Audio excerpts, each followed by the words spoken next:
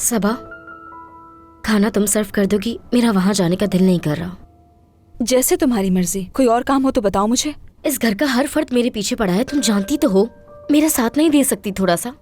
मैं तुम्हारे हिस्से का काम कर लूंगी यहाँ।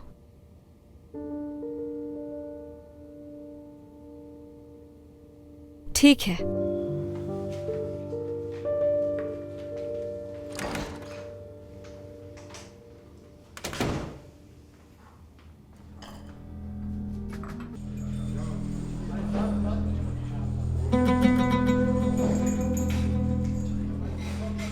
भाई, आज़िम का भी फोन आया था। उसने नसरीन को घर से बाहर जाते हुए नहीं देखा, मगर टैक्सी से आते हुए देखा था। आज़म से कहो नसरीन जैसे ही घर से निकले उसका पीछा करे, उसके आने जाने पर अच्छी तरह नजर रखे। ठीक है भाई।